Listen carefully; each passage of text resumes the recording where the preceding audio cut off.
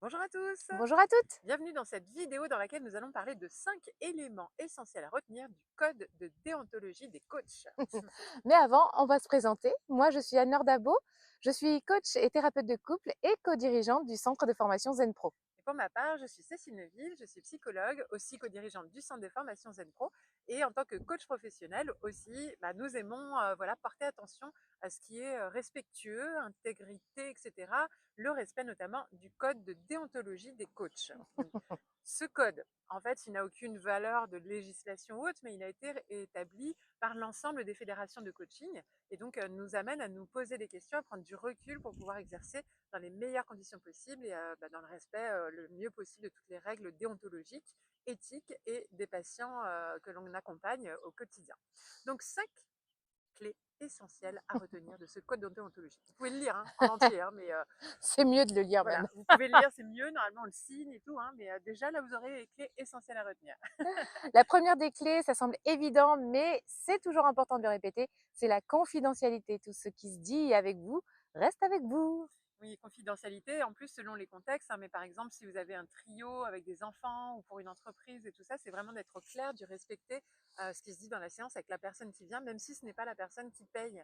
Et donc c'est vraiment voilà, un critère très important, ne pas en parler autour de soi. Des fois on a aussi des gens qui connaissent les personnes et on ne sait jamais quand on est dans des réseaux communs ou au sein d'une même entreprise ou autre. Donc vraiment voilà, la confidentialité, une clé.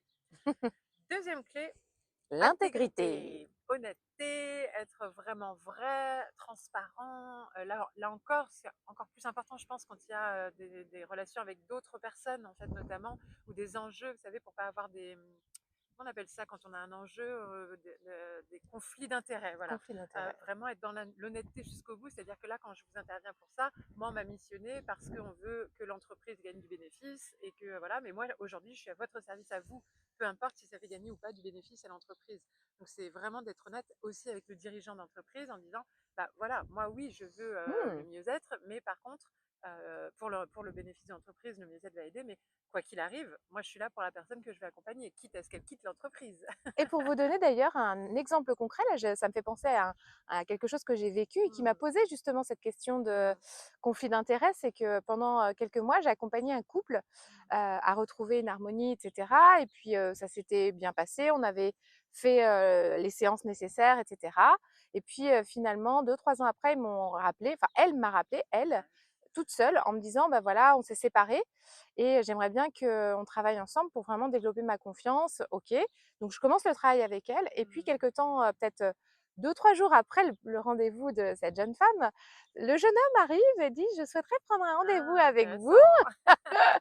Et là, Et la là je me disais: notion «Mais de qu'est-ce que je confidentialité, fais?» elle prend tout son sens aussi. C'est ça. Et puis je voulais pas aussi non plus me retrouver dans une situation où quelque part on me prenait un petit peu pour En otage, quoi. ben oui. Donc du coup j'ai d'abord attendu avant de répondre au mail. Mm, J'ai expliqué à la jeune femme et de ce fait, eh ben, c'est dommage, enfin c'est dommage, c'est comme ça, hein, mais du coup, elle a souhaité arrêter mm, l'accompagnement, ce que j'ai complètement compris. Je l'ai pas pris pour moi, hein, j'ai vraiment. Elle mm. m'a remercié d'ailleurs de l'avoir prévenue. Et du coup, ben, j'ai pu répondre aussi à ce monsieur. Et voilà, là, on était dans un vrai Mm. cas de conscience où bah, le code de déontologie, il est là Prend tout aussi pour son nous sens. aider en fait à À prendre prendre des des décisions. décisions, exactement, en toute intégrité et en toute Ouais, transparence et honnêteté, dans le respect de chacun. Après, justement, dans cette notion-là, il y a le respect de chacun et donc aussi un des troisièmes points essentiels du code de déontologie, c'est de respecter la différence, respecter vraiment l'identité, les valeurs de chacun. On est vraiment dans le respect total de l'humanité, le respect des droits humains, le respect comment on appelle, les discriminations, etc. Voilà, c'est attention. Voilà, nous sommes tous des êtres humains, chacun a ses différences. Évidemment, dans la limite, aussi bien dans la confidentialité d'ailleurs que à ce niveau-là du respect, du respect du bien-être d'autrui aussi. C'est-à-dire que sauf s'il y a danger pour l'autre ou pour lui-même ou pour autrui, ou non-respect de la loi, où là, il peut y avoir aussi des vraies questions à se poser par rapport à ça. Mais nous, en tout cas, en tant que professionnels, on se doit de toujours respecter l'être humain qui est en face de nous, et ça, c'est une règle vraiment essentielle. un autre point essentiel, c'est les compétences à toujours développer tout au long de sa carrière d'accompagnant. Hmm. Ça fait partie aussi hein, du cadre de déontologie du coach. C'est-à-dire que nous, on se doit de maintenir nos compétences à jour. Voilà, des standards élevés pour pouvoir leur garantir vraiment qu'ils sont entre de bonnes mains et qu'ils peuvent se laisser complètement aller, être en pleine confiance parce qu'on les respecte en respectant nous-mêmes notre propre niveau de compétence en fait. Donc il y a vraiment aussi ce lien qui va, je trouve, avec la notion de respect. Je trouve que c'est très lié à ça aussi. C'est très respectueux envers les patients que de se maintenir aussi nos propres compétences. Et le dernier point, c'est vraiment une notion de responsabilité plutôt professionnelle, on va dire, de respecter aussi un cadre qu'on a posé. Ça aussi, c'est encore lié au respect, hein, quelque part. Ouais.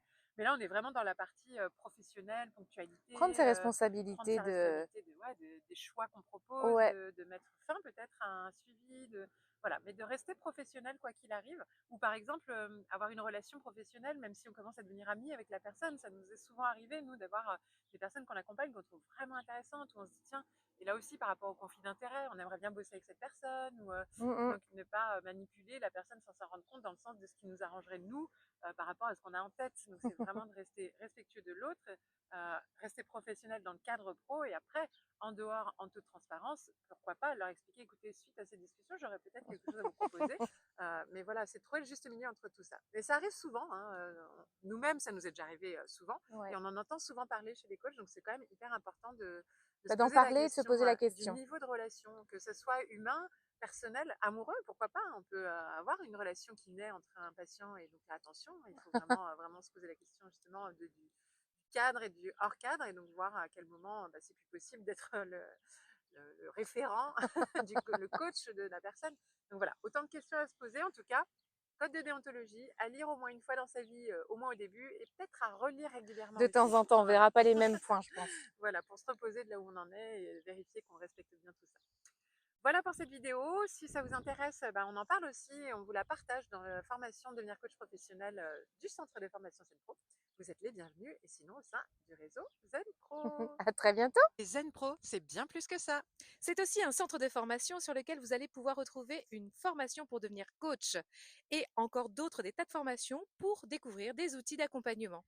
Des formations pour vous spécialiser en tant que coach pour enfants, pour ados ou pour parents. Et puis aussi des outils comme la PNL, l'analyse transactionnelle ou la psychologie positive qui est notre spécialité. Mais déjà, nous sommes heureuses de pouvoir vous offrir un échantillon Une formation spécialement conçue pour vous, 3 outils d'intelligence émotionnelle à utiliser dans le cadre de vos accompagnements individuels ou de groupe que vous allez avoir offerts et à tester rien que pour vous. Vous allez pouvoir voir si du coup nos formations vous conviennent, si le format est adapté. Vous pouvez aussi venir renforcer votre réseau de professionnels au sein du groupe Facebook du réseau des coachs inspirants et épanouis. On vous dit à très bientôt. À bientôt!